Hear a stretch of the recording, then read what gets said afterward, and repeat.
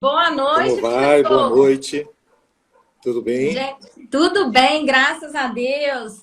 Pessoal, confirma para mim se vocês estão vendo direitinho o professor José Aparecido, se estão ouvindo ele aí. Estão vendo perfeitamente? Espero que estejam me ouvindo bem, que esteja tudo tranquilo. Eu É um estou vendo, prazer estar aqui. eu estou vendo perfeitamente. Gente, olha só. O professor José Aparecido, eu até deixei para falar o mini currículo dele quando ele estivesse presente aqui conosco. E, primeiramente, eu quero muito agradecer a sua participação, professor. Dizer que já expressei minha felicidade, né, quando nós nos reunimos essa semana, em poder estar aqui com o senhor hoje, em o senhor poder contribuir também aqui para as pessoas que me seguem, para os meus alunos. E realmente é uma felicidade poder ter o prazer mesmo de estar aqui, de dividir tela com o senhor aqui no meu canal, no Instagram. Então, agradeço imensamente. Já falei o quanto eu sou admiradora do seu trabalho, o quanto esse livro aqui realmente me ajuda no dia a dia, quando eu estou aqui fazendo as minhas perícias, né? Então, realmente, é uma Bíblia mesmo para mim, né? Como muitos falam aí, a Bíblia do perito, e esse livro realmente me ajuda diariamente, né? Então, quero muito agradecer, expressar aqui a minha felicidade e agradecer o fato de você ter aceitado o convite de estar aqui conosco hoje. Obrigado, eu é que agradeço o convite, é uma satisfação estar com vocês, conhecendo o grupo. É sempre bom a gente saber que é útil, né? Que a obra que a gente fez está sendo útil para as pessoas e que, de alguma forma, a gente contribui para a melhoria dos cálculos trabalhistas e do direito em geral, né? Da nossa atividade como um todo. Então, para mim, é uma alegria, uma honra, na verdade, estar aqui com vocês. Muito obrigada, professor. Gente, como eu falei, eu deixei até para falar o mini currículo do professor José Aparecido quando ele estivesse aqui conosco, né? Ele é mestre e doutor pela PUC, ele é advogado trabalhista, especialista, né, na execução de cálculos trabalhistas aí, professor em diversos cursos de especialização de direito do trabalho, direito previdenciário também, né? Foi juiz do trabalho aí entre o período de 1992 a 2017. Trabalhou também no Banco do Brasil com contabilidade bancária, né? Passou pelo Banco do Brasil também.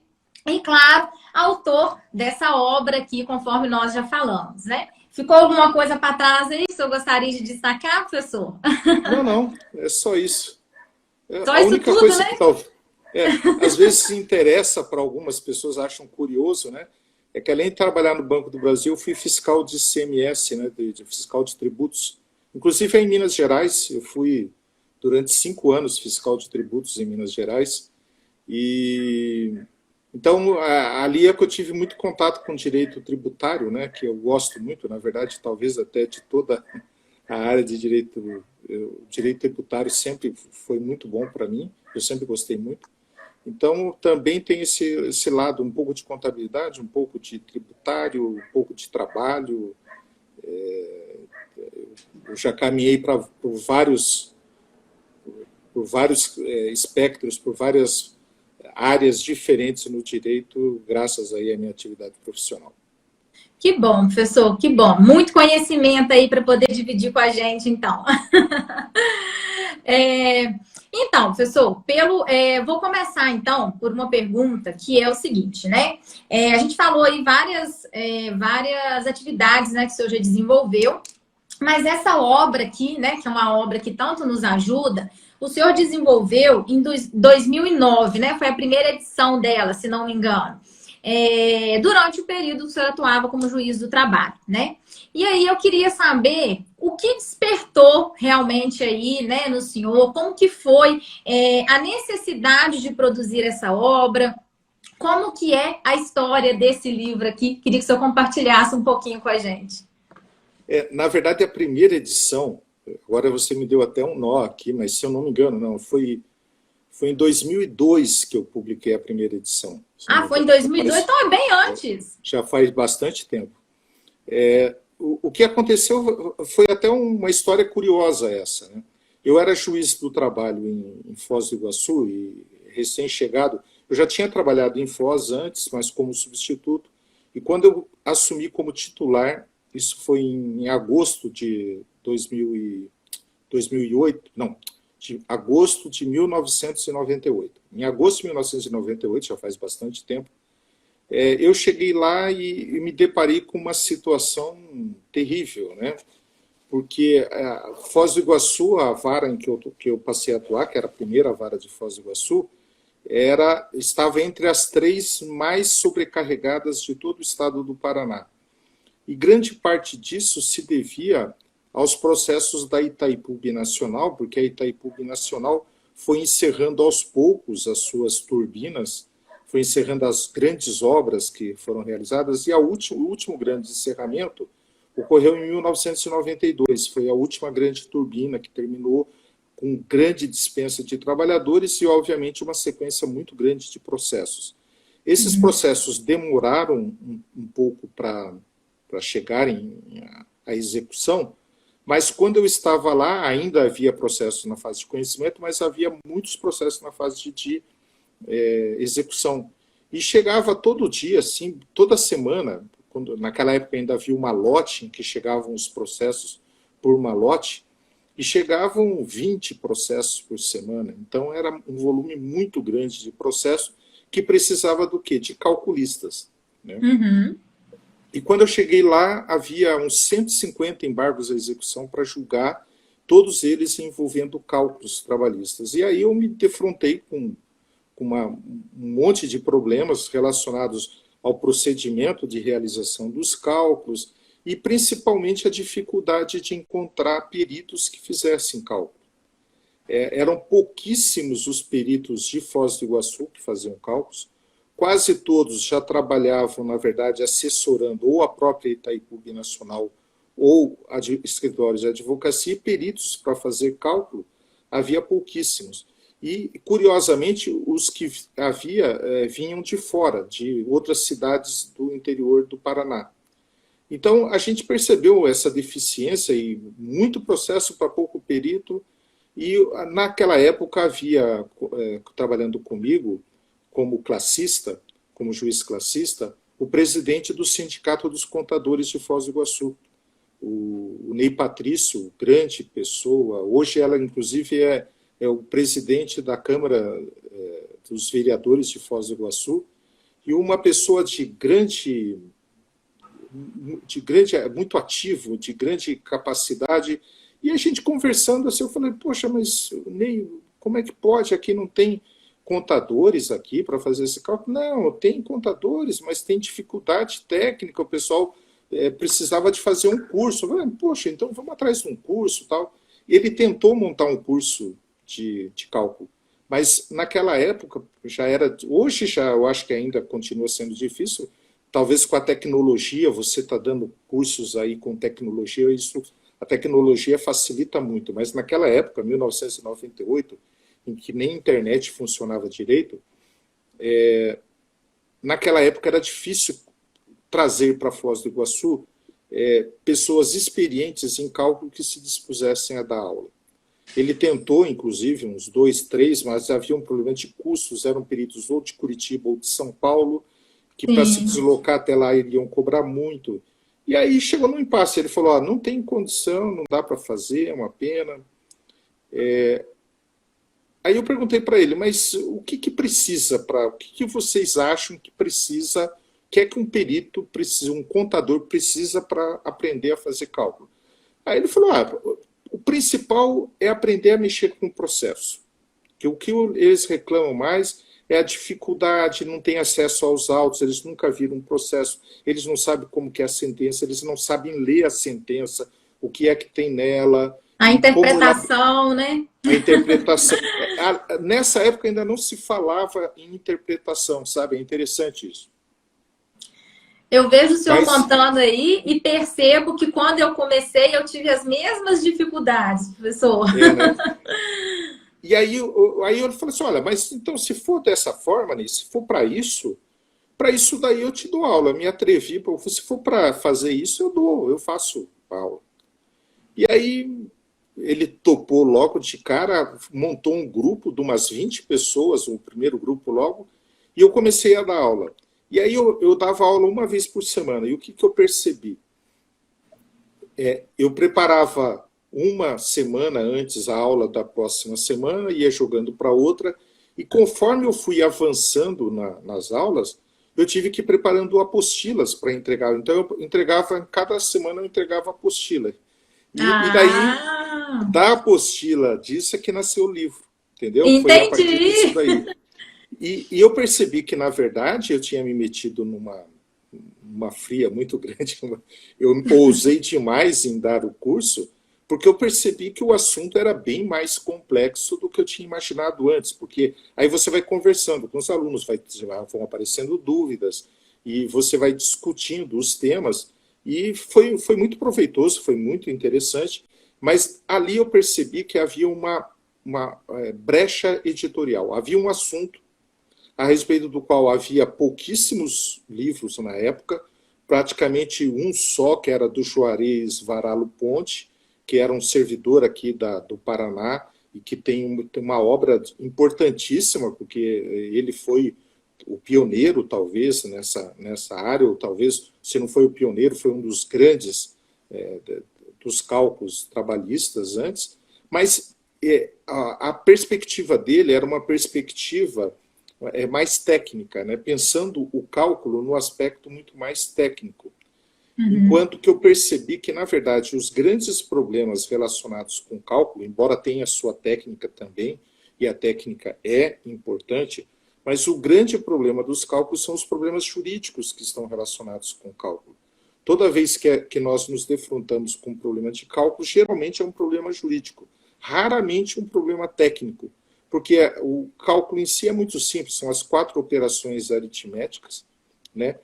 Nem sequer exponencial tem mais, porque já não tem mais juros compostos, né?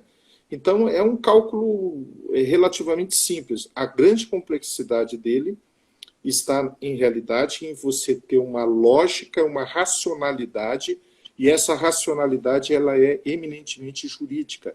É também técnica, mas é muito mais jurídica. E aí, devido a isso, eu comecei a aumentar, a apostilinha foi crescendo, né?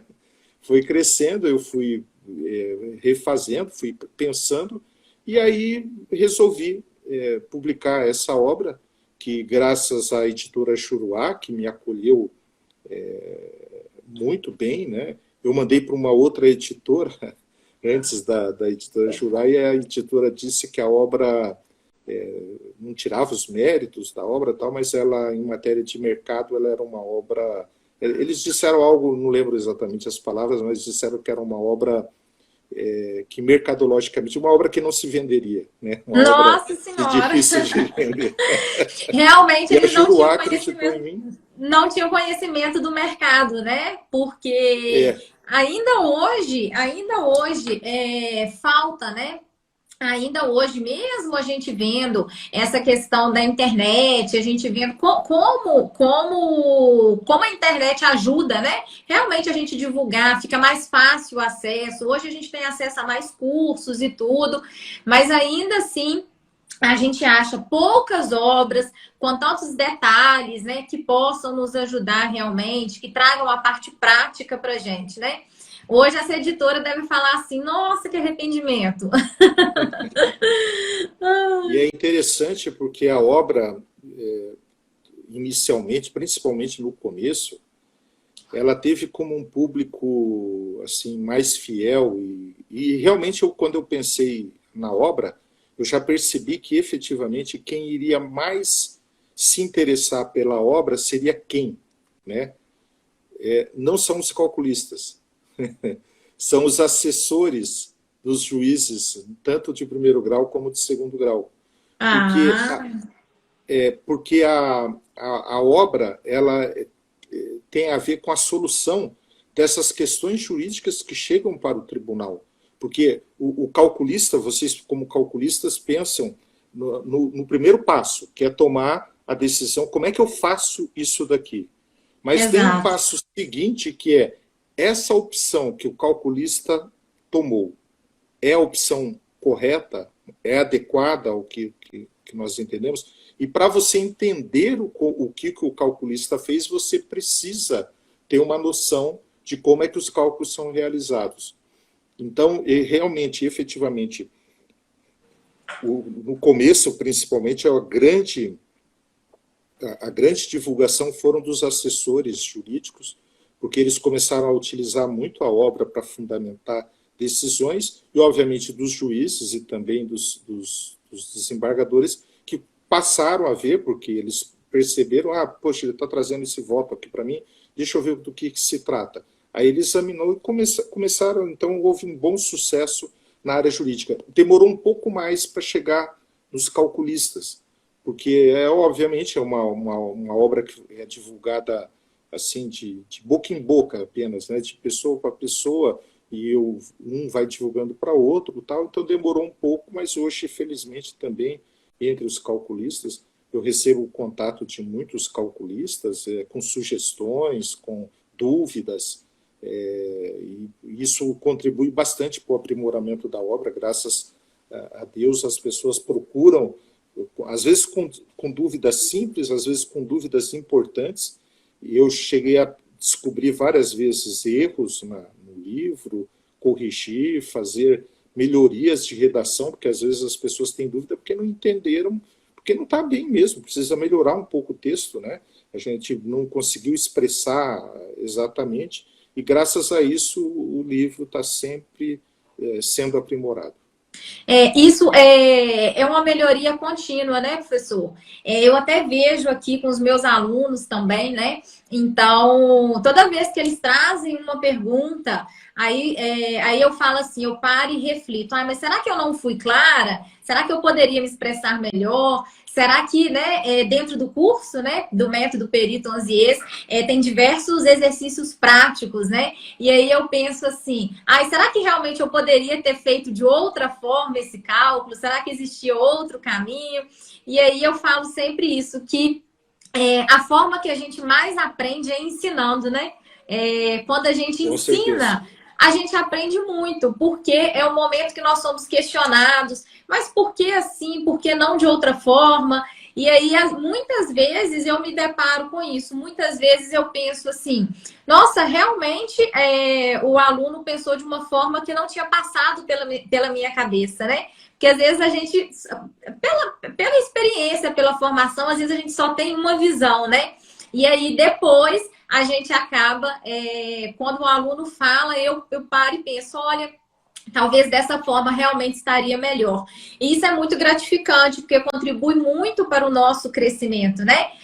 Não só pessoal, como profissional. E aí, cada vez que passa também, eu procuro melhorar aqui junto com os meus alunos. E é justamente isso que o senhor falou, né? Vai criando melhorias aí na obra, vai melhorando à medida que as pessoas vão contribuindo com o nosso trabalho. Isso é muito importante. É necessário sempre ter muita humildade perante o conhecimento. A gente nunca sabe tudo e sempre é possível melhorar, né? Em todas as áreas, em todos os aspectos. Então, você ter a perspectiva, você perceber que o que você está fazendo agora pode ser a coisa mais consolidada do mundo. Você já fez isso um monte de vezes, nunca deu problema. Mas, de repente, uma hora você chega e fala assim, sabe uma coisa? Eu preciso melhorar isso daqui, ainda não está bom o suficiente. Esse é o aspecto mais importante para o crescimento de qualquer pessoa.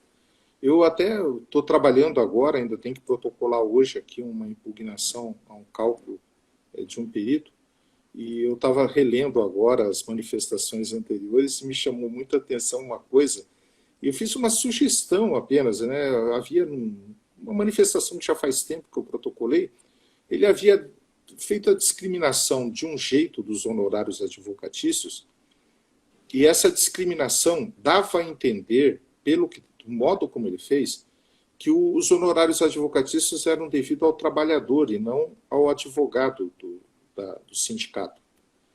E eu, com muito tato, inclusive, sugeri, falei, olha, o cálculo está correto, o valor está correto, só que, né, para não haver problema na atualização do cálculo, porque quando se faz a atualização é que geralmente esses problemas ocorrem. Na hora de liberar o valor para o credor, poderia dar um problema, porque ele somou efetivamente os honorários com o devido a cada trabalhador em cada linha. E eu sugeri, né, eu falei, olha, está correto, mas o melhor era se fizesse isso, porque isso vai dar confusão. Pela minha experiência como juiz, eu sei que vai dar confusão. Tem uma chance de dar confusão. Aí ele escreveu algo assim, que em décadas de trabalho dele, que nunca ninguém teve uma dúvida a respeito do cálculo. Então, que o cálculo estava correto e acabou. Nossa! Eu achei muito curioso, e realmente é um perito que trabalha há muito tempo, tal, mas trabalhar há muito tempo não dá certeza de correção. Tanto é que eu estou apontando um monte de erros nos cálculos dele, e está errado mesmo, né? Mas assim como você ser novo, não quer dizer que você seja, vamos dizer assim, eu não diria incapaz para o trabalho, ou que você não esteja preparado para o trabalho. Não é ser novo ou ser mais experiente que dá correção ao trabalho que você faz. O que dá correção ao trabalho que você faz, e todo o trabalho está sujeito a erro, não há como você fazer um trabalho 100% isento de erro, porque o erro faz parte da nossa atividade mesmo. Você aprende com os erros que você vai cometendo, mas o que dá a melhor qualidade para o trabalho é você se dedicar a ele da melhor forma possível, sem pensar no que é que você está ganhando monetariamente com aquilo, se você está gastando mais trabalho com pouca coisa, porque tem gente que pensa assim, né? Pô, está me dando um trabalho enorme, é um trabalho que vai me dar pouco rendimento. Se a pessoa não tiver esse trabalho, mas se estiver preocupado em apresentar o melhor que ela puder, o melhor que ela tem condições de fazer, isso é que vai garantir a qualidade do seu trabalho. E o dinheiro vai vir como consequência, né, professor? Com toda certeza, né? É importante, não há a menor dúvida a respeito disso. Se a pessoa... o que você vai fazendo no dia a dia, é a imagem que você vai passando para as outras pessoas a respeito do seu trabalho, do seu comprometimento com o trabalho, é que vai fazer que você seja chamado para as grandes coisas. Você trabalha nas pequenas com a mesma dedicação que você faria nas grandes. As grandes também vão chegar, porque é isso que uma pessoa que tem um processo grande, importante, ele vai querer esse mesmo tipo de comprometimento que você tem com os pequenos trabalhos. Exato, muito bom, professor. Inclusive, né, o senhor falando isso aí, eu já vou até aproveitar e quero fazer, né, uma outra pergunta aqui para o senhor, que é justamente sobre essa questão das habilidades, né? Na sua visão aí, na sua experiência como juiz, né, ou toda a sua experiência da sua vida aí, quais são as habilidades fundamentais, né, que um profissional, um contador, um administrador, né, economista, precisa ter para ser bem-sucedido aí na profissão de calculista, de perito judicial? Quais são as habilidades que o senhor acha que ele deve ter? Porque, assim, eu sempre falo com os meus alunos que técnica só não é tudo, né? Que a gente tem que saber a técnica, claro, a gente precisa estudar muito, tem que se atualizar. Mas existem outras coisas que são importantes, né? Não adianta nada eu ser muito boa, eu saber fazer os cálculos, né? E muito bem, mas eu não tenho humildade, como o senhor falou agora, eu não tenho comprometimento com o meu prazo, né? Então, se todos os dias eu começo a atrasar na entrega do laudo, daqui a pouco o juiz não vai querer me nomear mais, né? A secretaria vai falar, não, esse perito aqui todo dia entrega atrasado, nunca entrega no prazo. Então, tem algumas habilidades que eu acho que são importantes.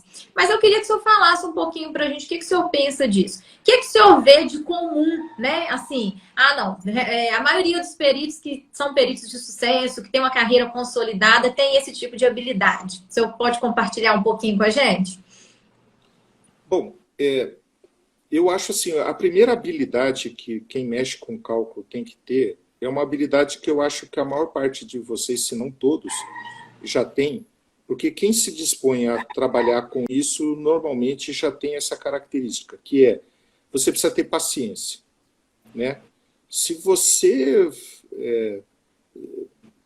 não tiver paciência, não tiver aquela capacidade de concentração no que você está fazendo, você não consegue fazer cálculo.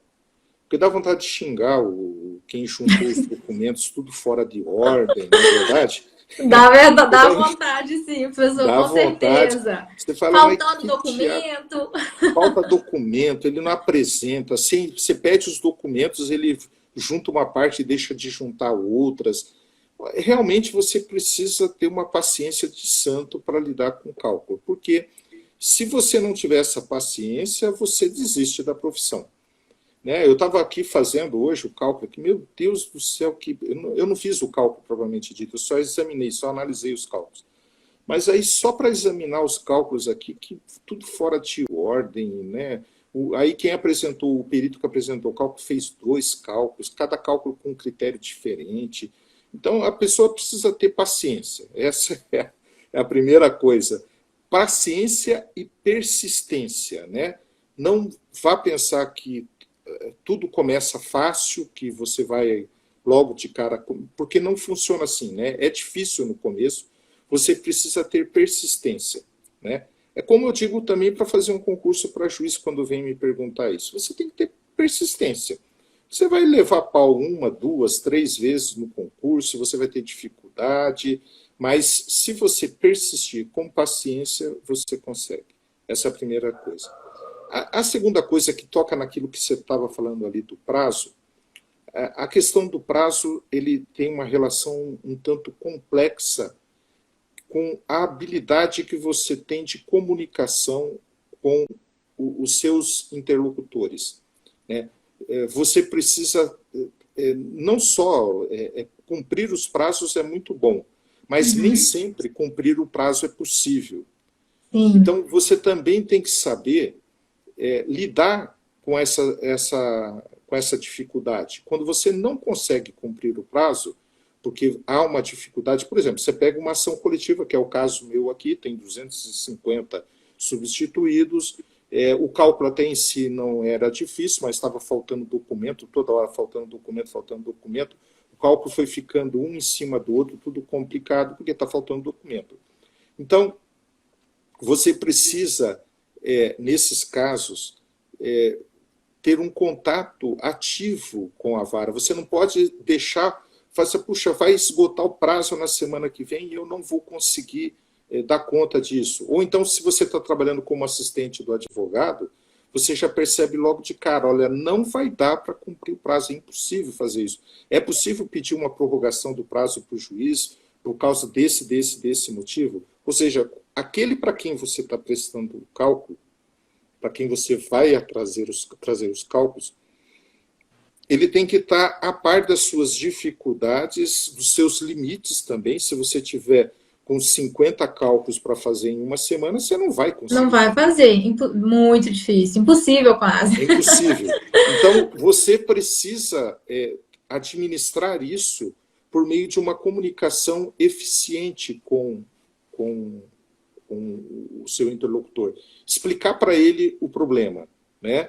Explicar que você... Não é que você é complicado, que você não dá conta do serviço. É que as condições a que você está submetido atualmente não permitem você de fazê-lo. Então, é lógico, dedicação é importante, mas a comunicação com o diretor da secretaria ou com o advogado, explicar para eles os motivos, tirar dúvidas, conversar, uma habilidade que não é fácil, porque a gente sabe que todo mundo está lá com o seu serviço, e tanto o juiz quanto o diretor de secretaria acreditam que você é um santo milagreiro que do nada vai trazer os cálculos ali dentro do processo, que vai resolver o problema Eles estão achando que nós somos santos milagreiros, hein? E que você vai trazer ali uns números ali mágicos que não vai ter nem impugnação depois, porque está tudo tão certinho que não vai ter problema nenhum para a vara. Você não vai trazer, eles não querem ter problema com isso daí. Então, não é fácil você mostrar que não dá, que há problemas aqui, que está faltando documento, que tem mais... Às vezes, problema que não tem como resolver, porque depende do juiz te dizer como é que ele pretende que seja efetuado o cálculo. Isso não é uma habilidade simples, mas depende muito da sua habilidade comunicativa, de chegar até a secretaria, de conversar e, eventualmente, conversar com o juiz. Geralmente, vai até o diretor de secretaria, mas quando há uma abertura, você tem que conversar com o juiz, né? Eu me lembro, para mim, o melhor calculista que eu conheço é um rapaz de Cascavel, que eu acho um excelente calculista, uma pessoa de uma capacidade brilhante mesmo. Aliás, uma outra característica que é dele e dos melhores calculistas, não delegue, né? O cálculo é seu. Essa coisa que tem alguns grandes escritórios, que você tem um cabeça, um chefe, que ele delega, coloca lá outras pessoas para fazer o cálculo e depois ele assina. Isso pode funcionar durante algum tempo, mas pode acabar também com o seu prestígio como calculista, né? Então, o bom calculista, ele tem que estar no controle. Ainda que ele tenha pessoas para auxiliar, e muitas vezes isso é necessário, alguém que vai digitar o cartão de ponto, por exemplo, tá? Ele tem que estar no controle, ele tem que saber o que está acontecendo e ele tem que acompanhar passo a passo o cálculo que está sendo realizado. E esse calculista desse tipo, ele trabalhava lá, acho que com a esposa e mais uma pessoa da família ajudando, ele é daqueles que faz o cálculo integralmente, dá conta, uma grande capacidade de trabalho. E uma vez ele chegou para mim, aqui ele estava fazendo, eu estava já trabalhando em Curitiba e continuei nomeando, ele topou fazer cálculos para mim em Curitiba, então ele vinha, trazia, naquela época que os processos ainda eram todos em papéis, ele trazia o papel, e uma vez eu estava ali na secretaria, passando por ali, ele doutor Zé Aparecido, eu queria conversar com o senhor aqui, tem uma sentença aqui que o senhor deu, foi o senhor quem deu a sentença, e eu estou com uma dúvida aqui, será que o senhor podia me ajudar? É um problema aqui que interfere no cálculo, tá? Aí eu falei, posso, tal. Aí abri ali mesmo, na hora ali, o processo, né? Falei, qual é a sua dúvida? Eu queria entender o que o senhor quis dizer nesse parágrafo aqui da sentença. Olha, eu li aquilo, não entendi nada. O senhor escreveu e não entendeu, né? Eu escrevi e não entendi nada. E não é daqueles textos que você colocou automaticamente, um autotexto que entrou no meio. Não era esse o problema, não. Era realmente, eu escrevi aquilo e eu não consigo entender. Quando eu falo isso em aula, eu não sei o que foi que eu bebi naquele dia. Eu escrevi uma coisa que simplesmente eu não conseguia compreender, né? Aí eu falei para ele, olha, Joselito, eu vou ter que fazer o seguinte, não tem jeito, eu vou ter que deixa esse processo aqui comigo e eu vou preparar um despacho aqui explicando para você como é que calcula, porque não tem jeito. Olha, eu tive que parar no dia seguinte, ler o processo de novo, ler qual era o pedido, eram vários tópicos da sentença, mas era um tópico, se eu não me engano, relacionado ou a prêmio ou a participação dos lucros e resultados. E o que eu tinha escrito, além de estar indecifrável, não dava para entender o que eu tinha escrito, e olha que eu sou conhecido como ser muito minucioso nas sentenças, eu era conhecido por ser muito minucioso e muito claro na sentença, mas aquela ali escapou, não sei o que aconteceu. Eu tive que preparar um despacho, falei para ele, olha, fala... Na verdade, eu modifiquei o que foi decidido. A verdade é essa. Né? Eu tive que fazer uma nova decisão para explicar para ele o que eu achava razoável fazer diante daquilo que estava escrito ali. E eu tenho insistido sempre, quando eu dou aula a respeito desses assuntos, que se você observar bem, todo calculista, em algum momento, ele faz isso. Ele pega o texto e fala assim, puxa vida, e agora aqui? Ele escreveu isso, eu não entendi muito bem o que é para fazer aqui, tem esse problema, será que eu faço assim, eu faço assado? O que ele faz? Ele tomou uma decisão. Ele opta por dois caminhos ele toma uma decisão. Quando você apresenta um cálculo, os juízes não gostam muito que eu fale isso, porque eles acham que o calculista ele não decide, ele não julga. Quem julga é o juiz. Sim, deveria ser assim, né? Mas seria mais assim se o juiz fizesse ele mesmo o próprio cálculo. Como ele não faz o próprio cálculo, para você fazer o cálculo de uma forma adequada, você acaba complementando a decisão do juiz. E é nesse momento que você precisa ter muita cautela, muita racionalidade para perceber o que é que está mais adequado ao pensamento do que foi produzido na sentença, ao que é mais razoável. E é uma tarefa que não é simples, né? É uma tarefa difícil e por isso o calculista deveria ser mais valorizado nesse aspecto técnico, porque não é pura técnica. É, na verdade, um verdadeiro julgamento que ele faz a respeito dos melhores critérios, porque sempre há mais de uma possibilidade de fazer o cálculo. Exatamente, professor. Não só no aspecto jurídico, mas no aspecto técnico também. Com certeza. Às vezes a gente pega, né? É exatamente isso que o senhor falou. Tem decisões que a gente fica assim, às vezes vem na sentença, ai meu Deus, e agora? O que será que ele quis dizer? Nossa, mas aqui na fundamentação tá. Ele falou, ele veio descrevendo de uma forma, chegou no final, ele falou completamente diferente. O que será que ele quis dizer com isso? E realmente é isso, a gente acaba tendo que tomar decisões, né? Eu falo muito isso. São caminhos, e caminhos, às vezes, juridicamente corretos, né? Você pode ir para um lado, pode ir por outro. Ambos são possíveis. Então, assim, essa questão da perícia em cálculos trabalhistas tem muito isso, né? De você... Não existe uma verdade absoluta, né? Muitas vezes. Existe o melhor caminho e justamente não existe verdade absoluta porque pode vir uma outra pessoa, um outro calculista ou até mesmo o juiz e não concordar com aquilo, né? Então, assim, existem pensamentos distintos. Como peritos, né, tanto perito judicial como assistente técnico, a gente tenta fazer aquilo que a gente entende que é o melhor, né? Aquilo que está mais coerente ali, de acordo com o caso concreto, de acordo com a sentença. Mas eu falo muito também com os alunos, né? Pode ocorrer do juiz decidir diferente do que a gente faz. Pode ocorrer do juiz falar assim, olha, nesse ponto o perito não tem razão, faça a correção. Então, isso pode ocorrer. E eu percebo muito das pessoas, quem está começando, às vezes meus alunos falam assim, ai, Lude, meu Deus do céu, o juiz pediu para eu corrigir, nunca mais vai me nomear. Aí eu, calma, gente, não é assim. Não é assim calma, mesmo. não é assim. Eu já fiz correções várias vezes de entendimentos divergentes, né? Já aconteceu comigo. E eu continuei sendo nomeada. Não é isso, não é o fato de um entendimento divergente que o juiz não vai mais te nomear, que você vai perder aí, né, a credibilidade com o juiz. Mas aí eu falo, fiquem calmos.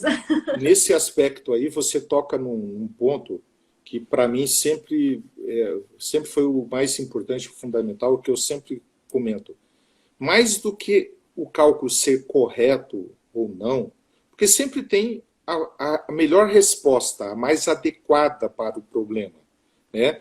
Não é só uma questão de um pensar de um jeito, outro de outro. Tem um caminho que é o que atende ao que predomina nos tribunais trabalhistas, que sempre tem, mas pode ser que o juiz pense de uma outra forma, não tem como. Então você sempre procura colocar a melhor forma no cálculo, e, eventualmente, o juiz pode discordar. Mas o que é importante para um juiz, na perspectiva do que é que eu penso que seja um bom calculista, não é aquele que acerta 100%, porque isso é impossível, mas é aquele que, quando eu receber uma impugnação ao cálculo, que eu consiga entender o que ele fez e compreender por que ele fez aquilo, né? Então, se a informação, se o cálculo tem, porque tem cálculos que, infelizmente, são herméticos, você não consegue entender qual foi o critério adotado. E aí a parte impugna, o cálculo vai para o calculista para ele se manifestar, ele não explica adequadamente por que o cálculo está dessa ou daquela forma.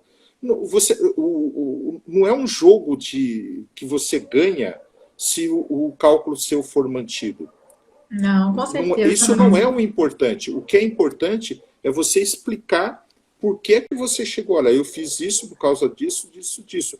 Leia o que a outra parte está alegando, tente aprender com o que ela está alegando, porque a dúvida dela pode ser totalmente incorreta, mas ela pode refletir, na verdade, algo que você pode aprimorar no seu trabalho, pode decorrer de algo que você possa aprimorar. Procure entender o que é que ela está alegando e, se ela tiver com razão, se você perceber que ela tem razão, tenha a humildade de falar, puxa, não é que ela tem razão mesmo, eu acho que tem... Ou pelo menos assim, olha, eu não sei, é uma dúvida importante. Se o juiz entender que o que ela está falando tem razão, eu fiz o cálculo dessa forma, ela está alegando que deveria ser assim.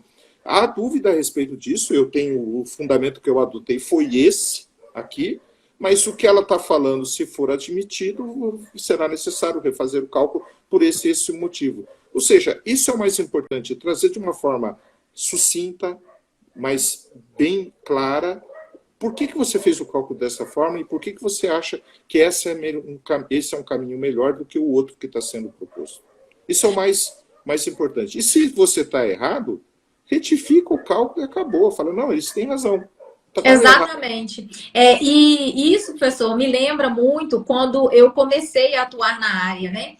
Eu aprendi muita coisa sozinha mesmo, na marra. Foi, né, há 10 anos atrás. Então, assim, cheguei a fazer inscrição em alguns cursos presenciais em Belo Horizonte, mas eu fazia inscrição para ir, aí o curso era cancelado porque não tinha gente suficiente, não tinha o curso. Então, eu aprendi muito na marra. Quando eu comecei, ainda era o processo, né? Peguei alguns processos físicos também. Então, chegava na minha caixa de correio a intimação da vara do trabalho. E aí, quando chegava a impugnação das partes, né? Nos primeiros cálculos, assim, aí eu, ai meu Deus, Jesus, o que eu fiz de errado? Aí eu pegava ali e no início eu ficava com muito receio. E é um receio comum das pessoas que estão começando mesmo, né? Ai meu Deus, fiz tudo errado e tal. Mas assim, eu fui com o tempo aprendendo que a impugnação era uma excelente oportunidade de aprendizado, né? E na verdade, eu aprendi muita coisa com as impugnações, né? Como eu não cheguei a fazer de fato lá no início um curso e tudo, eu fui aprendendo, né, aperfeiçoando os meus conhecimentos, estudando sozinha. Cada impugnação que chegava, eu falava assim, não, deixa eu ver o que essa parte está falando. Realmente, deixa eu ver se tem fundamento, se não tem. E aí é isso. Quando a gente percebe que a gente cometeu um erro, ou às vezes nem foi um erro, às vezes eu pensei de uma forma, mas a forma que ela está trazendo ali é muito mais adequada para aquele momento, para aquele caso, a gente tem que fazer a correção, né? Tem que ter humildade, aprender, enxergar, né? E aprender mesmo com os questionamentos das partes, né? E é exatamente isso. Nós precisamos sempre ter humildade. A gente nunca vai saber tudo, nunca vamos ser perfeitos. Então, a gente tem sim que ter todo o respeito com a impugnação e responder, né, da melhor forma possível. Inclusive, tem até, professor, algumas impugnações que são bem assim, que eles pegam bem pesados com os peritos, né? Então, nos meus grupos de perito aí às vezes eu vejo o povo falando assim, gente, eles falaram isso na impugnação, que vontade de responder de forma mal educada. Mas eu, particularmente, mantenho a linha, respondo da forma mais educada possível, mais prática e objetiva, né?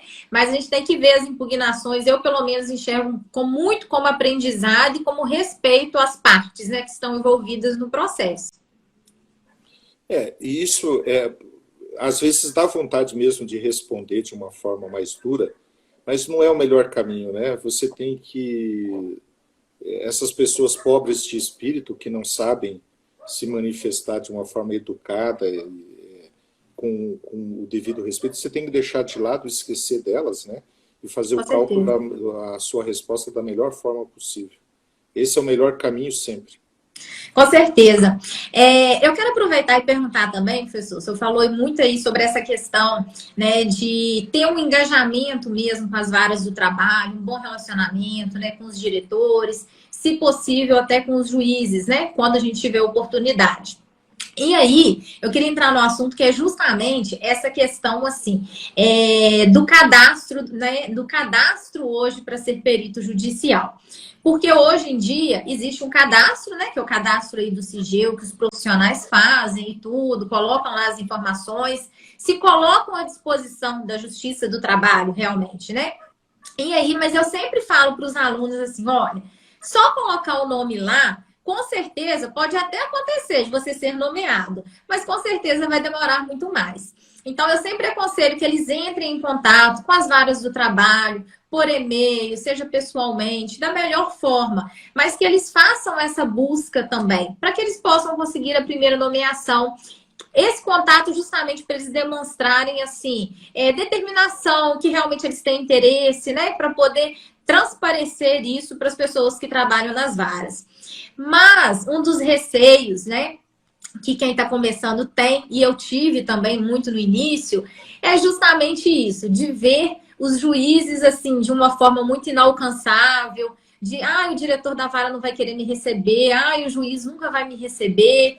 Que o senhor, como que é realmente a dinâmica dentro das varas? O que o senhor fala para essas pessoas, né, que têm interesse, né, que querem ser peritos judiciais, mas ainda não têm a primeira nomeação? Qual que o senhor acha que é o melhor caminho para eles aí? Olha, essa é uma pergunta importante. Vou dar minha posição, minha opinião, embora seja até difícil de mencionar como ocorre em todas as varas, como que é isso em todas as varas. Então é um pouco suposição com base no que eu vi, no que eu ouvi e no que aconteceu comigo. Essa suposição às vezes pode não ser lá muito realista, porque a verdade é que cada juiz é uma ilha. Isso é um problema seríssimo dentro do judiciário. Eu estou trabalhando lá dentro da minha vara, não sei como é que funciona exatamente na outra. Mas a gente tem uma certa percepção, principalmente quando você é substituto, porque como substituto você passa em várias varas diferentes, cada um já tem um esquema de trabalho, você chega ali e só segue, né? Você não muda nada, você não faz absolutamente nada. Então, qual é a minha impressão que eu tenho a respeito disso? Primeiro, quem é que nomeia um perito? Geralmente é alguém da secretaria. Ou o diretor de secretaria, ou um outro servidor que é mais habilitado com cálculo e que prepara o despacho para os juízes, distribuindo, inclusive. Eu, por exemplo, falava assim, olha, eu não quero mais do que 6 peritos atuando, porque aí são 6 diferentes métodos de trabalho e vai me dar uma bagunça enorme. Então, eu quero que vocês se concentrem nesses daqui e dividam entre eles mais ou menos o processo. Às vezes eu passava assim, olha, quando for o processo dessa empresa, passe para o outro, porque ele já fez, já conhece isso, a empresa, já né? conhece o método, as folhas e tal. Então, às vezes a gente fazia essa distribuição, eu tinha uma planilha em que eu controlava isso.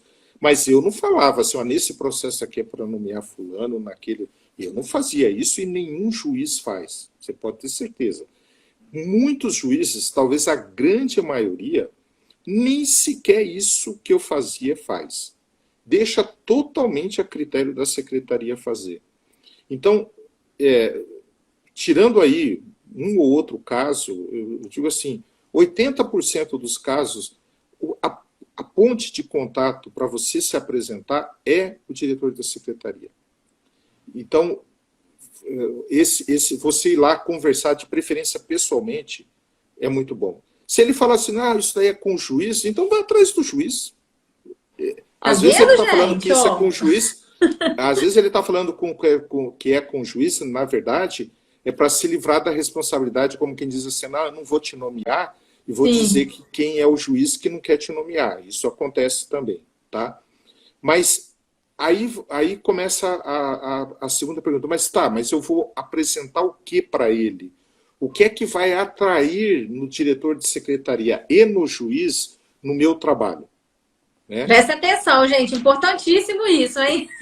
Esse é que é o aspecto. Eu acho isso, e continuo achando até hoje, e acredito que a maior parte dos juízes são conscienciosos, eles querem 2 coisas, basicamente, de um perito de cálculo.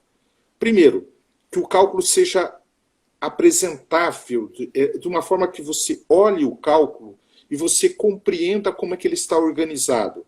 Então, um cálculo bom, por exemplo, ele começa com um bom resumo na frente. Se você coloca o resumo, eu já peguei, eu sou de uma época que eu chegava a ver o resumo lá no final.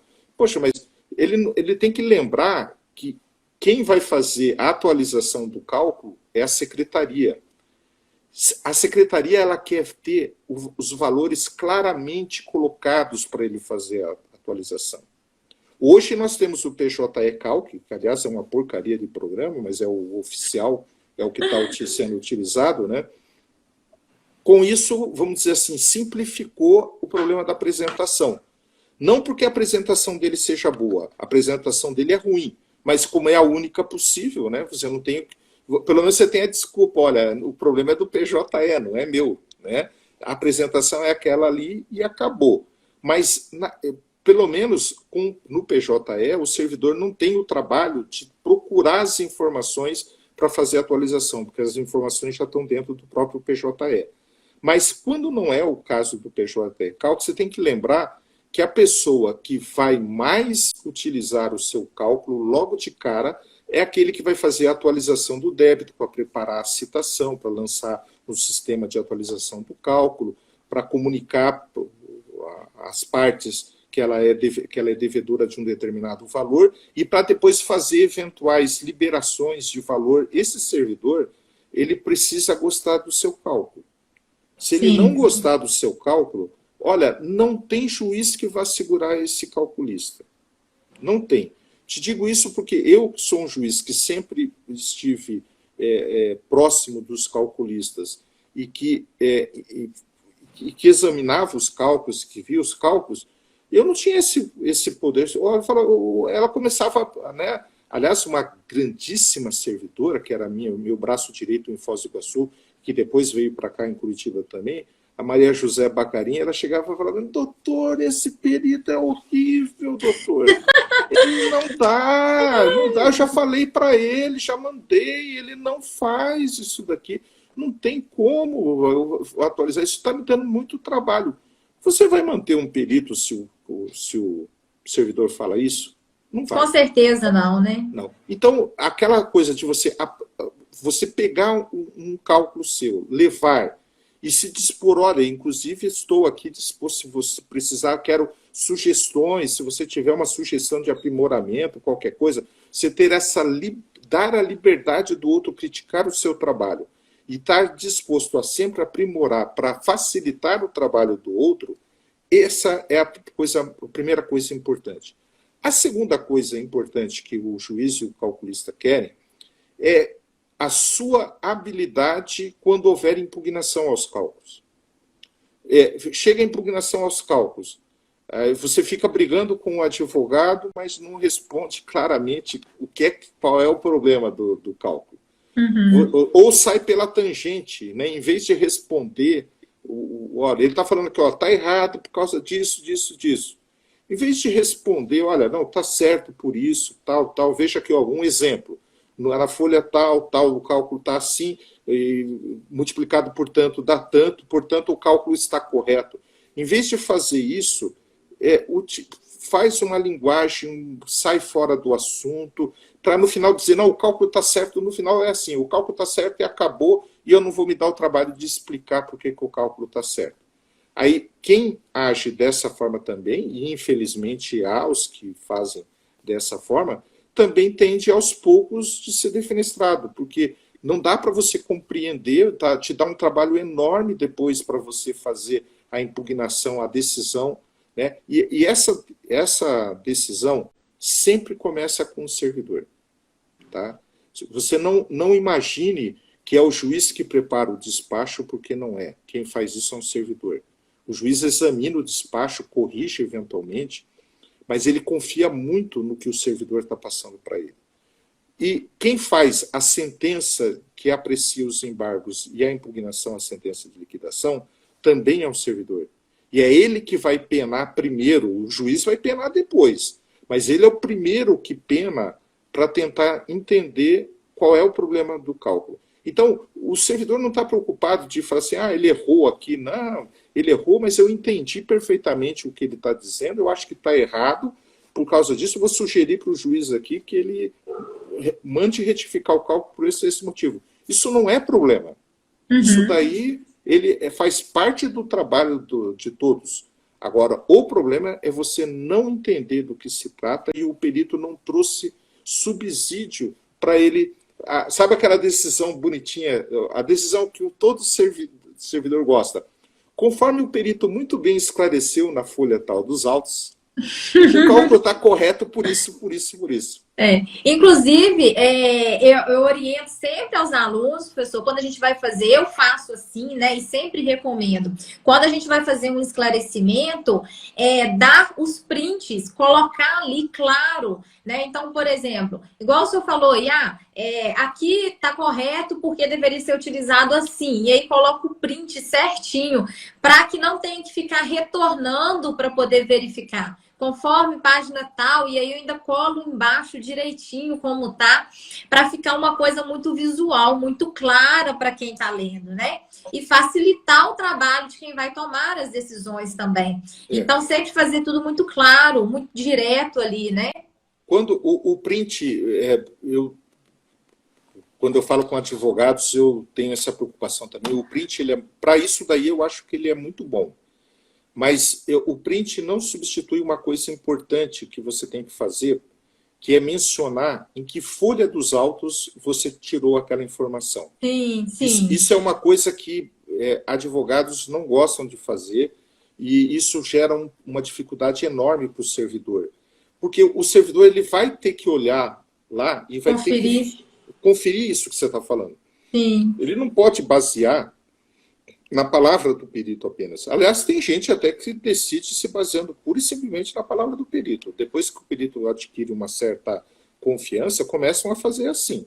Mas ele vai, principalmente os que são mais conscienciosos, rigorosos, ele vai lá, ele quer olhar, ele quer dar, será que ele está falando isso aqui, mas está estranho isso, deixa eu lá ver.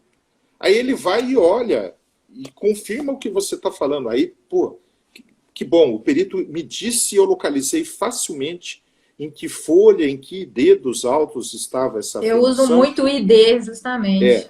Então, eu coloco folha e ID, eu coloco os dois, porque a folha muda às vezes, né? O ID não muda. Exato. Então, a folha facilita a localização quando você vai no PDF. O ID, se houver alguma bagunça depois no processo, você está com o ID ali para ele conferir pelo ID. Então, ou faça de um ou de outro, ou dos dois. Eu prefiro fazer os dois, que eu acho mais confiável. Mas diga onde é que você tirou aquilo ali, de que documento. Você fala assim, não, é que o salário dele em dezembro de 2015 era R$3.000. A outra parte está dizendo que é 2.000. Imagina. O outro está impugnando que é 2.000, você está dizendo que é 3. Mas onde é que está o documento que fala que é 3? Você vai querer que o servidor vá lá documento por documento olhar. Ele vai ter que fazer isso, mas se você abreviar o tempo de trabalho dele, você já estava com o documento ali na frente, veja o documento de folha tal e de tal. Você resolveu o problema dele, se você resolveu o problema dele, você está ganhando os pontos para outras nomeações, para futuras nomeações. E até uma coisa que eu comentei com você, boa parte dos mitos, né, das lendas que vão correndo, é de que você só vai ser nomeado se você for amigo do diretor de secretaria ou do juiz. Olha, isso muita gente me fala aqui, hein, professor? Isso até eventualmente pode ocorrer. Eu já ouvi um ou outro caso, mas olha, foram exceções raríssimas a isso. O que o juiz quer é um calculista que vá dar menos trabalho para ele. O calculista que dá menos trabalho é não só aquele que faz da forma mais acertada, mas daquele que também presta esclarecimentos da melhor forma possível, né? Eu comentei, a única vez eu nomeei um amigo, e não era porque ele era meu amigo, é que eu telefonei para ele, sabendo que ele era contador, para ver se ele sabia de alguém que fazia cálculo trabalhista, né? E ele, quando eu falei, olha, eu estou precisando de calculista, eu precisava de alguém, de preferência alguém novo aí, que tenha, se ele era professor, assim, alguém que esteja querendo começar nesse campo, tal, que se disponha, tem até um interesse, quem sabe até de se mudar para cá, para Foz do Iguaçu, para fazer esse cálculo, porque é uma coisa que eu acho que um bom nicho de trabalho, isso. E a gente está faltando gente. Aí ele falou, não, eu faço isso. Tal. Bom, então você faz, ótimo, né?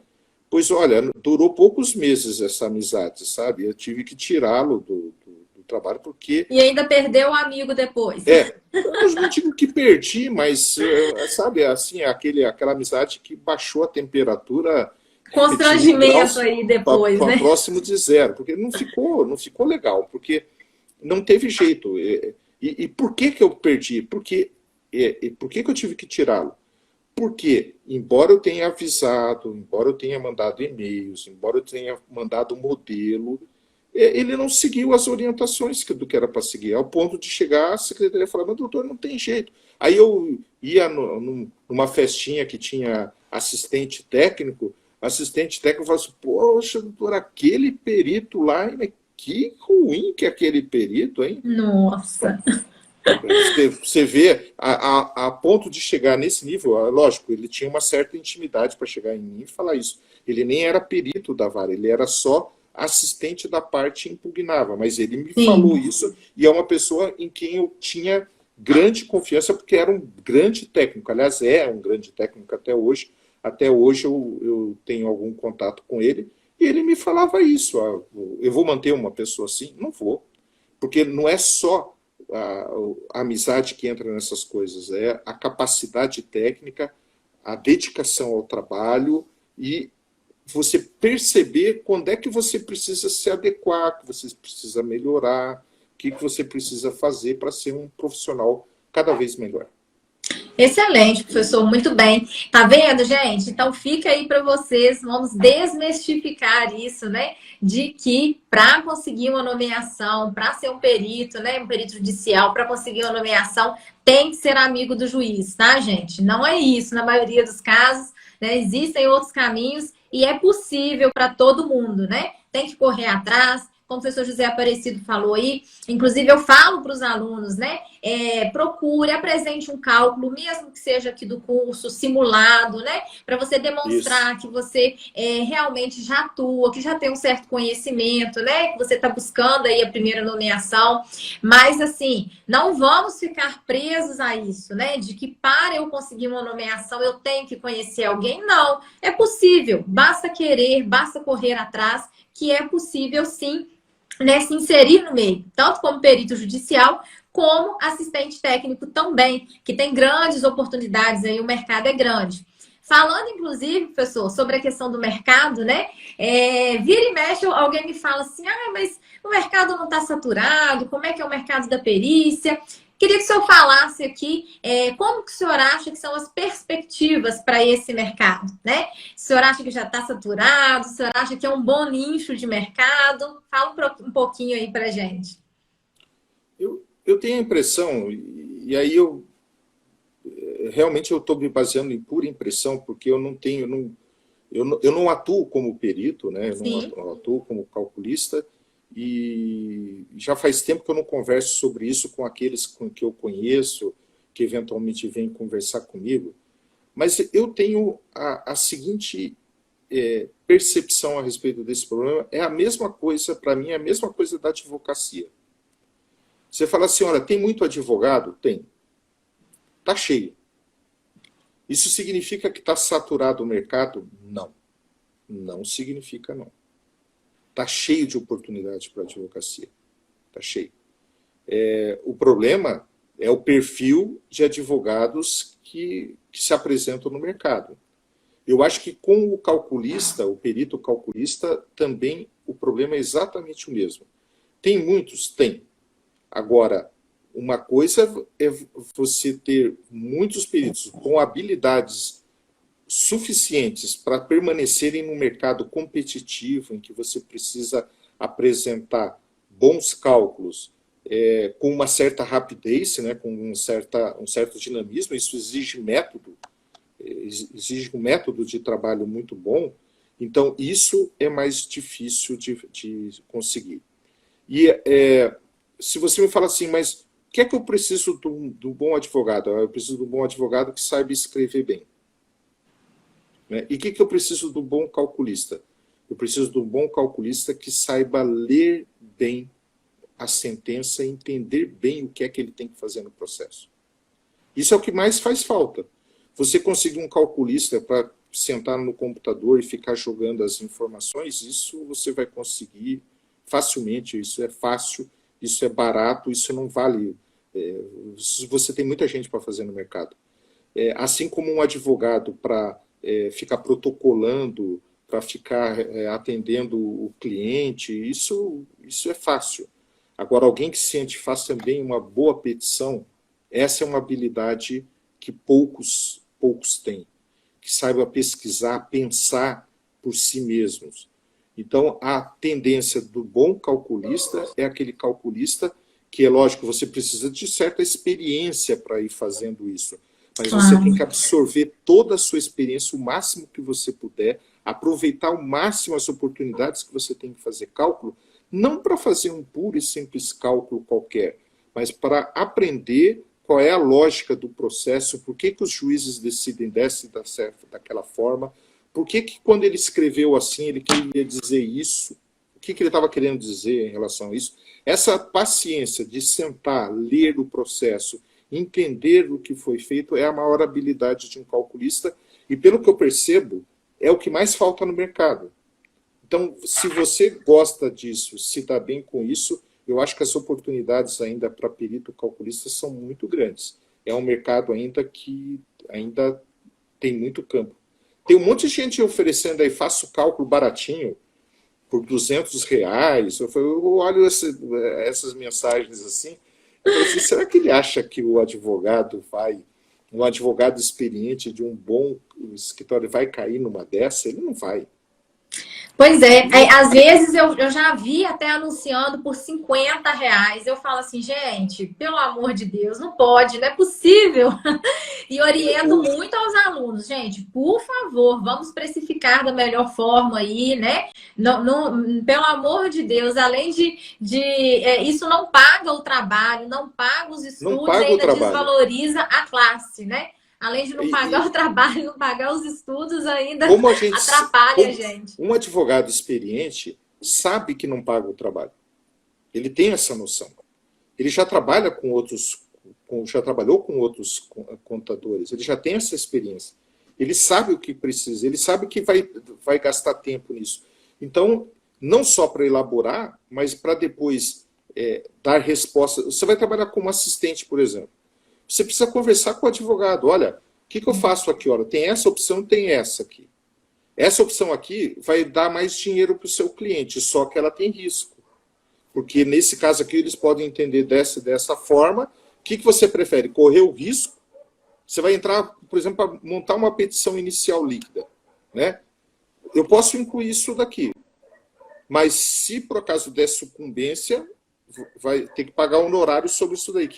Qual risco você prefere correr? Então você demanda tempo, inclusive, para dialogar, para conversar, para explicar, para retificar, modificar o que você está fazendo. Então a pessoa que se oferece para fazer um trabalho por um valor ínfimo como esse, os escritórios mais sérios, aqueles que vão trazer mais rendimento, não vão cair nessa. Eles não vão. Isso não é um preço de mercado, isso é um preço baseado no seu mérito do seu trabalho. Isso tem que ser muito bem pensado na hora de fazer, na hora de você oferecer o seu serviço. Com certeza, sem dúvida, viu, gente? Isso é importantíssimo, o professor José Aparecido falou. A gente precisa valorizar, né? A gente precisa fazer, claro. Eu sei que às vezes muitas pessoas estão aí em busca, né, do primeiro trabalho e tudo, mas tem que tomar muito cuidado com essa questão de oferecer o trabalho muito barato, tá? Isso, e depois que você oferece barato, então, se você pega, né, mesmo que você consiga, depois você não vai nem conseguir aumentar o seu valor, vai ter que estar sempre fazendo barato ali para aquele advogado, porque quando você oferece num preço barato, depois como é que você justifica que você vai aumentar aquilo ali? Então tem isso ainda que precisa ser pensado, né? Gente, olha só, eu vou fazer mais uma pergunta, professor José Aparecido aqui, que é a pergunta que não quer calar, que hoje eu abri uma caixinha de perguntas e todo mundo falou, pergunta isso, Ludiane, pergunta isso. E se você quiser, né, eu vou escolher aqui também algumas perguntas para fazer o professor José Aparecido. Pode colocar aqui na caixinha de perguntas, vou escolher uma ou outra, né, porque também a gente já está aí com 1h20 quase de live. Então, se você tiver alguma dúvida, coloca aqui na interrogação, aqui embaixo, porque eu sei que muita gente colocou perguntas aqui no chat, mas foram ficando perdidas, porque tem muita gente e eu não consegui acompanhar todas, tá? Então, se alguém quiser, pode colocar aqui, ainda dá tempo. Agora, tem uma pergunta, professor, que não quer calar, que todo mundo falou, pergunta, Ludiane, pergunta... Tem previsão para sair uma nova edição desse livro? Algumas pessoas já falaram, dizem que a previsão era agora em 2022. Como é que tá isso aí? Nós podemos aguardar já uma atualização? Ou quem está doido para comprar o livro pode comprar, porque não vai sair por agora a atualização? Conta pra gente aí. Essa é uma pergunta que me fazem bastante, mas infelizmente... Eu tenho tido muita dificuldade em trabalhar no livro. Houve várias alterações, né, que precisam de correção, de aprimoramento, de reflexão, inclusive, e eu estou sem tempo para trabalhar no livro. A advocacia é muito exigente, né? Eu trabalho todo dia, muitas horas, final de semana direto. Realmente está muito pesado para mim. E eu tô... A editora, coitada da editora, a menina vive me entrando em contato com toda a delicadeza do mundo. A Juruá é uma excelente editora, mas pede, olha, o pessoal tá pedindo, tal, e eu não consegui. O que eu pretendo fazer é agora, no meio de julho, até os meados de julho, eu pretendo conseguir parar pelo menos ali, eu preciso pelo menos umas 3 semanas de trabalho integral dedicado ao livro. Julho costuma ser um mês mais tranquilo, e eu acho que vai passar essa fase que nós estamos passando, então eu estou planejando até julho terminar essa atualização do livro. Atualização, acho que é a 6ª edição, né? Eu acho que é a 6ª edição agora. Isso, aqui esse último, esse livro quinta, que eu né? tenho é o último, é a 5ª edição, justamente. Agora ele vai para a 6ª edição. A 6ª edição. E eu queria aproveitar para também... tem coisas para acrescentar, mas eu queria ver se também reduzir um pouco, para não ficar tão grande, algumas coisas que eu acho que já perderam um pouco de sentido. Tem muita jurisprudência que eu preciso atualizar, então é um trabalho meio complicado. Mas eu vou fazer de tudo para até julho lançar uma nova versão. Eu quero em primeira mão, hein, professor? Por favor. Realmente, assim, é um livro que ajuda muito e uma nova edição, claro, só vai contribuir aqui pra gente, né? Sem dúvida, vai continuar ajudando bastante. Então, gente, mas aí, professor, o senhor vai terminar até junho, julho, ainda deve demorar um pouquinho até publicar de verdade, eu imagino, né? Depois ainda deve ter um trâmite. A Juruá é muito rápida, sabe? É uma editora muito rápida. Geralmente um mês depois que eu termino, 1 mês e meio, eles já estão com a obra pronta, porque eles têm um sistema ultramoderno de trabalho que funciona muito, muito bem. Então, eu acho que até, no máximo, em setembro, já vai ter uma nova edição. Excelente, professor. Muito bom. Deixa eu ver aqui o que o pessoal mandou aqui. Olha só, as perguntas são todas... Quando sairá a nova edição do livro? Já perguntamos. Realmente sairá uma nova edição do livro, professor? As pessoas realmente estão sedentas aí, procurando mesmo a nova edição do livro aí. Chegou uma pergunta aqui também em relação à questão do dispositivo, professor. Quando acontece às vezes, né, da gente ver, às vezes a fundamentação, ela vem trazendo uma coisa e no final do dispositivo a sentença tem alguma coisa diferente daquilo que foi escrito na fundamentação, né? Até uma pergunta que pediram para eu fazer também. Então, realmente, né, o que faz a coisa julgada ali, é o dispositivo. quando, né, a conclusão ali ela está diferente do que foi falado na fundamentação, o que o senhor aconselha que o perito faça nesse caso? Sabe que essa é uma das questões mais difíceis que tem no julgamento, em tudo que eu já vi, é o mais difícil, é isso daí. Eu percebo que aqui mesmo no Paraná, o tribunal aqui já vacilou algumas vezes a respeito dessa decisão, dessa questão. O dispositivo, em princípio, é o que prevalece, né? O problema todo é que o método de trabalho, principalmente nos tribunais, porque quando é na sentença é mais fácil você resolver esse problema.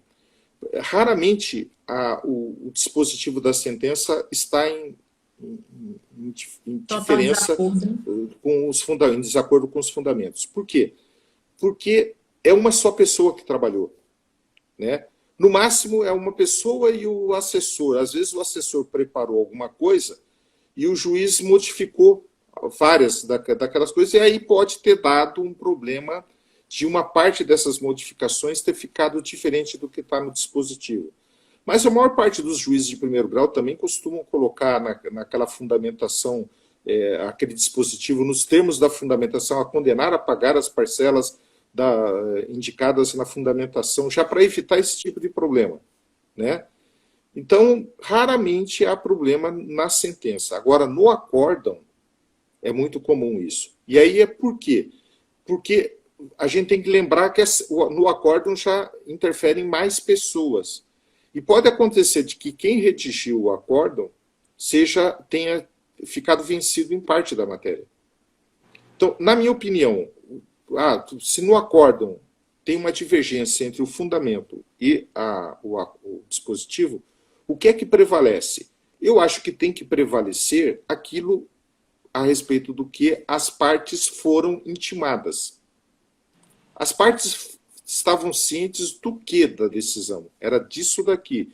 Então, se era disso e havia uma divergência com a fundamentação, ele deveria ter entrado com embargo de declaração e resolvido essa divergência, né? O problema é que nós temos a certidão de julgamento, que às vezes está escrito uma coisa, o fundamento pode ter outra e o dispositivo ter outra. Nossa, né? Aí é uma salada, hein? Aí é uma salada grande. E aí o que prevalece? Até algum tempo atrás, pelo que eu sabia, a certidão de julgamento era o que era publicado. Então eu dizia, o que prevalece é o que está na certidão de julgamento. Mas pelo que eu vi em algumas decisões aqui do Paraná, o que tem sido publicado agora é o dispositivo do acórdão. Então, na dúvida, o que deve prevalecer é o que está no dispositivo do acórdão. Agora, sempre que for possível você integrar as duas coisas, eliminar arestas, porque você percebe que, na verdade, foi só um problema de linguagem diferente entre o que está no dispositivo e o que está na fundamentação, é melhor. Mas, não sendo inconciliável, ou é um ou é o outro, vai prevalecer o que está efetivamente no dispositivo. Excelente, professor. Pergunta bem técnica aí, né? Para quem já trabalha mesmo, para quem já atua na área. Professor, olha só. Eu queria, então, né, fazer uma... Na verdade, não é uma pergunta, né? Pedir para o senhor deixar aí, né, uma mensagem. O que o senhor falaria, né, para quem realmente quer iniciar na área, para quem está pensando, né, qual que é a mensagem que o senhor deixaria aí, ou para quem já atua na área também, tem muita gente que está aqui, que eu estou vendo, né, que já trabalha na área. O que o senhor deixaria de mensagem aí para os peritos judiciais e para os assistentes técnicos também, professor? Eu acho assim. Aliás, antes de responder isso, alguém perguntou aqui, a gente indicaria outro sistema além do PJ? Sim, do PJ. Já me perguntaram isso várias vezes. Olha, eu chego à conclusão de que a melhor coisa ainda é Excel, sabe? Por incrível que possa parecer, por todas as dificuldades que tem o Excel, que a gente sabe que ele é mais fácil de você errar com o Excel, porque você muda a fórmula, pode estar... Ainda assim, eu ainda acho... E a maior parte dos peritos que eu conheço preferem Excel do que qualquer outro sistema de cálculo, exceto para cartão de ponto. Aí, cartão de ponto, efetivamente, se você tiver um bom programa de cartão de ponto que permita exportar para Excel ou para outro sistema que possa depois colocar, aí é bom. Mas o Excel dá muito mais liberdade, né? Como aí alguém falou, o Andrei, né? O Andrei falou. O Excel dá mais liberdade, ele tem mais flexibilidade. Como ele tem mais flexibilidade, você consegue adequar melhor do que programas que trabalham no sistema de banco de dados. Quando é banco de dados, ele é muito mais restrito, né? Agora, a sua pergunta, que eu acho que é uma coisa, qual que seria a mensagem que eu tenho para os peritos? Para quem está iniciando, ou para quem já iniciou e gostaria de ter um upgrade, gostaria de melhorar ainda mais. A primeira questão se dediquem a isso de uma forma bem forte, bem profissional, sabe? Muitas vezes a gente começa a fazer cálculo, eu sei que isso é muito comum, como uma espécie de bico, né? A pessoa tem um trabalho e é normal, e eu acho até bom também ser isso, porque você fica meio à margem das intempéries de mercado. Uma hora tem muito cálculo, outra hora não tem, outra hora está bem, outra hora está mal. Então isso é muito bom, né? Eu acho muito louvável que você faça o cálculo com uma espécie de adicional para a sua atividade. Se um dia lá começar a bombar, você pode até mudar de profissão e começar a trabalhar exclusivamente com cálculo. Já vi vários em que aconteceu isso. Mas a partir do momento que você está trabalhando com cálculo, seja como uma atividade paralela à sua função, seja integral, se dedique ao máximo a isso, da forma mais intensa possível, sem timidez, sem pensar que você não vai ter capacidade para alcançar os seus objetivos, porque é perfeitamente possível alcançar os seus objetivos, tanto em matéria de remuneração como de satisfação profissional, que é o mais importante, você trabalhando com cálculo. É viável isso, é a mesma coisa que eu falo a respeito de advocacia, é perfeitamente possível, desde que você efetivamente se dedique ao máximo da forma mais profissional possível em relação a esse tema.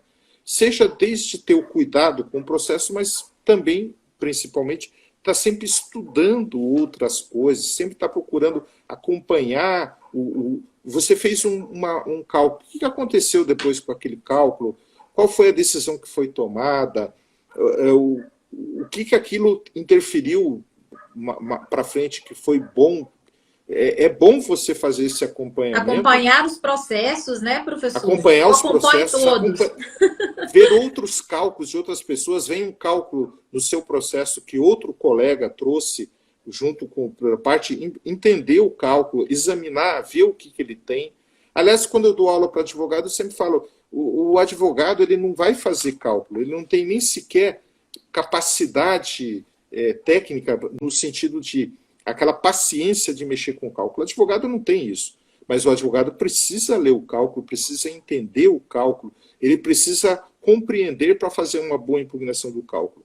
O perito também é o mesmo raciocínio no sentido contrário. Tenta entender o que é que ele está sendo dito no processo, o que foi dito na sentença, o que o advogado está fazendo. Leve a sério essa atividade, que é uma atividade que vai te trazer prazer e vai te trazer satisfação e crescimento profissional. Muito bem, professora, exatamente. Gente, nós temos que estar sempre buscando atualizar, né? E nos dedicar, assim, de verdade, porque se é isso que a gente quer, a gente tem que acreditar que vai dar certo, nós temos que confiar no nosso trabalho, porque se a gente não acreditar, né, quem é que vai acreditar na gente? Então, essa questão, né, de vocês realmente acreditarem que vai dar certo, o pensamento positivo aí é o primeiro ponto, né? E tomar a decisão, eu falo muito isso, às vezes as pessoas falam assim, Lúdia, não sei, essa área parece interessante, mas não sei se vale a pena. Gente, a primeira coisa é tomar a decisão. Depois que a gente toma a decisão do que a gente quer, né? Nesse caso, se você tomou a decisão que você quer ser perito, quer ser assistente, quer atuar na área, depois as coisas vão acontecendo. Mas a gente precisa ter clareza daquilo que a gente quer, né? Precisa ter clareza do que a gente quer. Ah, não, é isso que eu quero. Então, você tomou a decisão, aí sim vocês vão buscar, né, o conhecimento, vão estudar, né, vão se dedicar, vão correr atrás dos primeiros trabalhos, ou para quem já atua na área, né? Ah, eu quero atuar mais fortemente na área, eu quero fazer mais cálculos. Então, depois que a gente tem claro aquilo que a gente quer, a gente consegue buscar aí, né?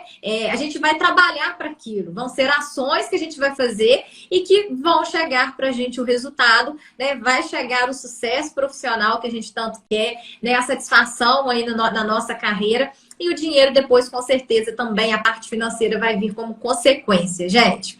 Professora, eu estou vendo aqui inúmeros comentários de agradecimento aí, né? Agradecendo ao senhor também pela disposição em estar aqui com a gente. Pessoal, vocês que estão aí do outro lado, eu agradeço também a participação de vocês. Fico feliz em saber que vocês estiveram aqui conosco, né? E quero mesmo agora, já caminhando aqui para finalizar. Infelizmente, né? Já está no finalzinho do nosso bate-papo aqui.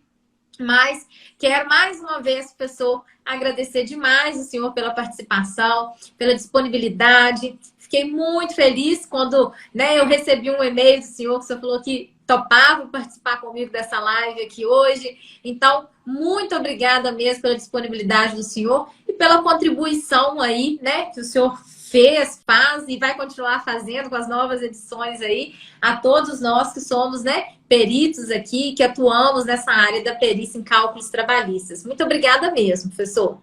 Eu que agradeço. Até mais. Muito obrigada. Agradeço a mensagem de todos aí, fico contente. Tá? Obrigado. Obrigada, então, professor. Gente, obrigada a todos. Encerrar aqui agora a live e até uma próxima oportunidade, tá, professor? Que seja a primeira e que a gente tenha outras oportunidades aqui também. Com certeza. Muito obrigada. Tenha uma ótima noite, professor. Até mais. Boa noite, gente. Boa noite.